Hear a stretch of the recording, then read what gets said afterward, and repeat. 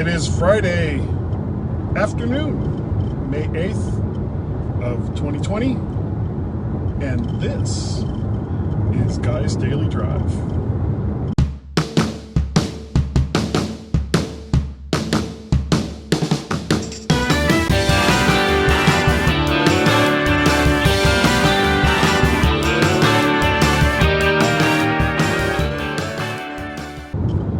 And welcome back to Guy's Daily Drive on this Friday afternoon. I recorded one just this morning talking about the NFL. I'm going to start off briefly with that again.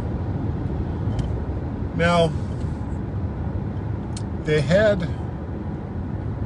the draft, and all the various college players have been picked, and pretty soon they're going to have to begin training camps with preseason games. Bouncy Road. Preseason games starting in August, and then the regular season. Well, we're just about 1/3 of the way through May, which means you've got June, July, and then part of August before the NFL games start. And I guess the question is, will either A, the COVID-19 pandemic be over, or B, restrictions lifted, or C, both? Because when you talk about NFL games, more so than a lot of other sports, there's a lot of contact, and if infection rates remain high, I'm not really sure how they would do football games with such close contact amongst the players. And that's not even to mention how they cram people, 60,000 to 100,000 seats in some of these NFL stadiums. How are you going to put all of those people all crammed together into a stadium and still keep something that even resembles social distancing? I don't see how it's possible. Now, I talked a few days ago about what Major League Soccer was going to do, which was set up big screens. Basically the stadiums would be empty, and you've had big screens on the outside for people to watch from their cars. If you're going to watch from your cars, what's the point in going to the stadium? If you're going to watch from, well, it looks like my camera's dipping there a little bit. Hold on. If you're going to watch from a large screen television set, what's the point in going to the stadiums? So how is that all going to work if the restrictions are still on? We had an abortive season for the XFL, who played 5 games, 6 games, excuse me, about half their season before all this started up, and then had to shut down because they couldn't think of a way, especially with a fledgling football league. How, you're already burning through cash, and your one relatively steady source of income are people coming to the stadiums, which you have to pay for. If you're a football team and you want to play football in the stadium, well, you have to pay the venue. So how do you recoup any of that money if no one is allowed to come in to see the games? Not sure that they can. So, same kind of thing with the National Hockey League, same kind of thing with Major League Baseball. who are both struggling to see if they can get some kind of season going. Boy, it looks like this thing is getting loosened up a little bit. I don't know what's going on with that. It shouldn't be all that loose. So how do you do that? And that's not even to mention safety of the players, because you have contact sports. There's no doubt these are contact sports. So how do these players play these games and still maintain? Well, obviously you can't maintain social distancing if you're going to go up and tackle someone head first. That's not going to work. So I guess we will find out more information on that coming up in the next month or so. Excuse me, sleepy. Now, I've been doing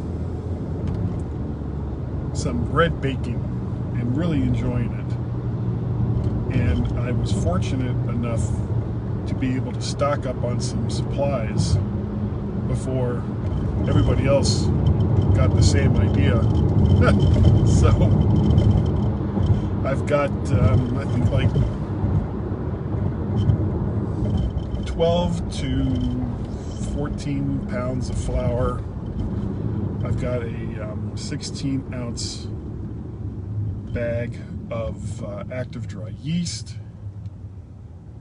and everything else is just, water, sugar, which I have plenty of. Depending on what it is you're trying to make, you may need eggs. We have plenty of eggs. But we're running out of what I've been making lately is rosemary bread.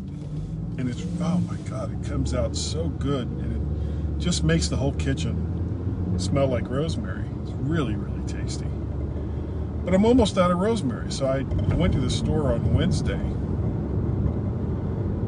and couldn't get any rosemary. They didn't have any. And it's these, typically, other than the big items, it started off toilet paper. You couldn't get toilet paper because everybody was freaking out and wanting to stock up on toilet paper, because apparently they're crapping so much that they just don't have enough of it. And that was kind of an artificial, more or less an artificial shortage. It was mostly because people were rushing out and buying large quantities of it, as compared to there not being more than the typical amount that's being produced at any given time. Well, now, the other thing that we're starting to see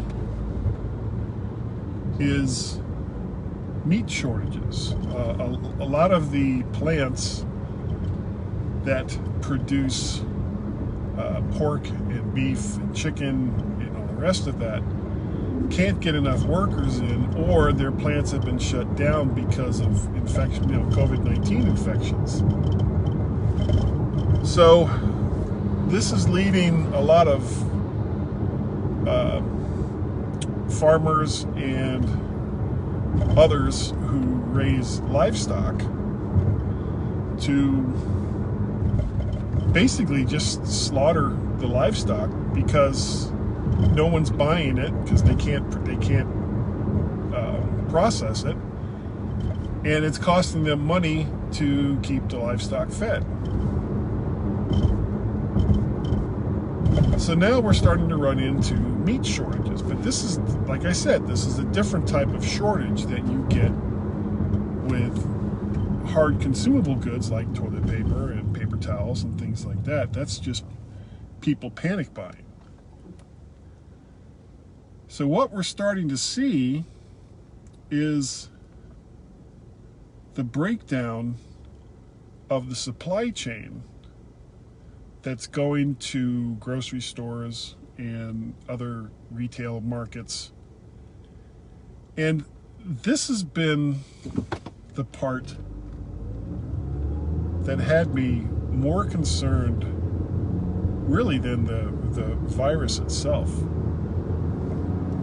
If you have a virus that the vast majority of people who contract it survive, well, then your chances of surviving are pretty good.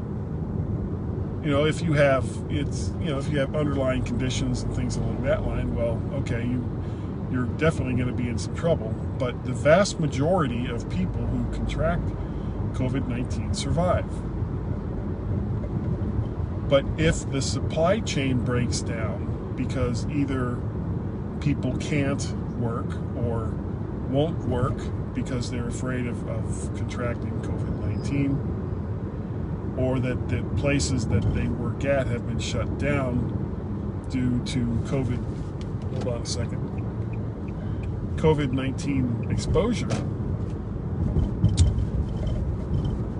then the whole supply chain starts to break down. And the weird thing is, it's not breaking down as far as I can tell from transportation.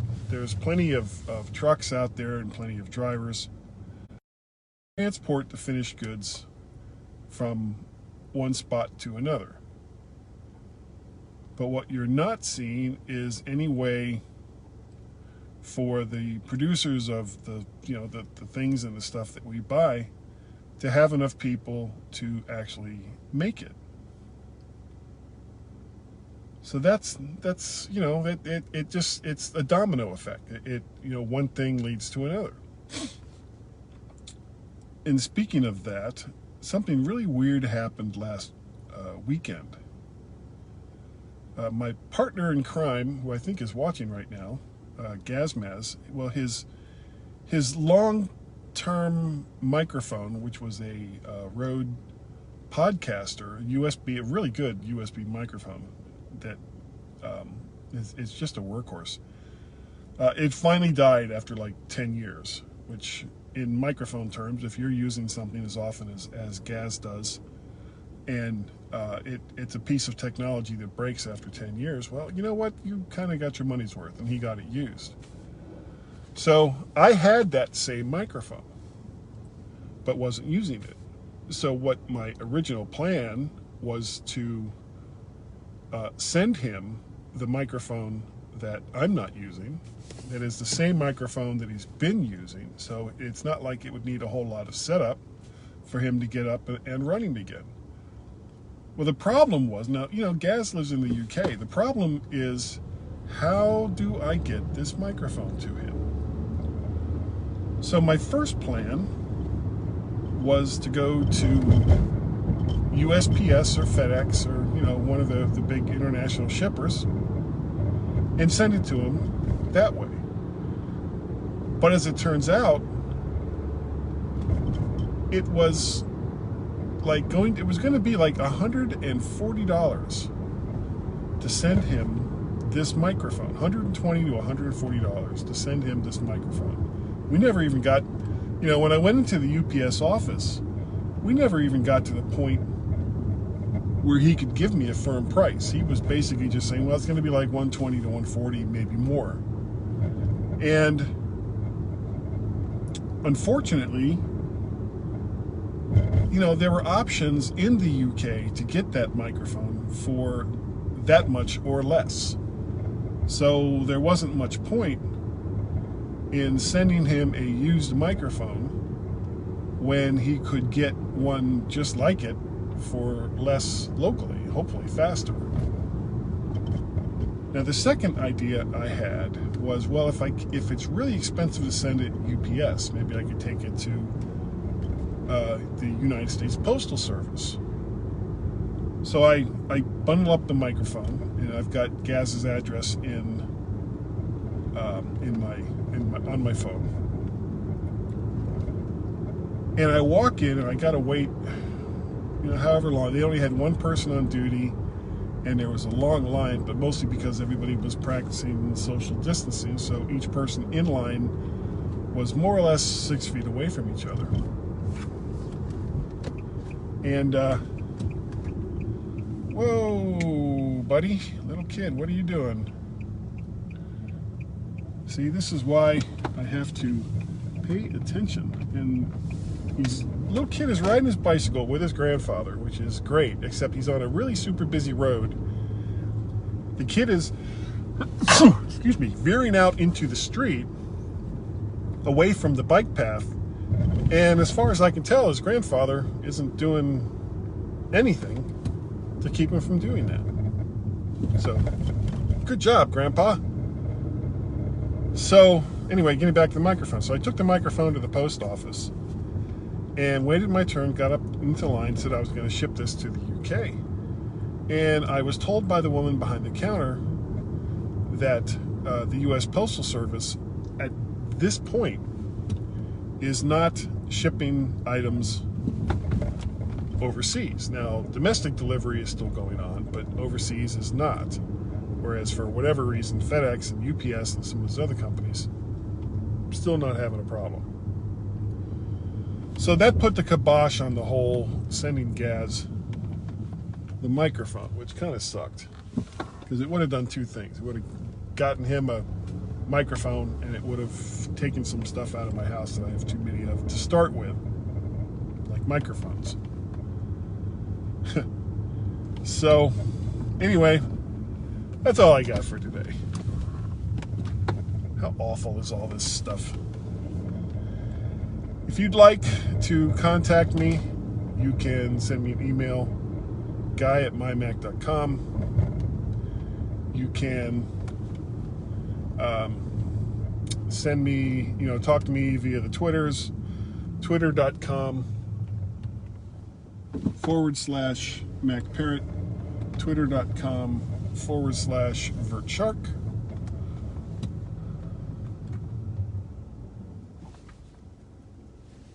Just a second. So that's the that's how you can get a hold of me. Waiting for a young woman and her little kids to cross the street. Okay.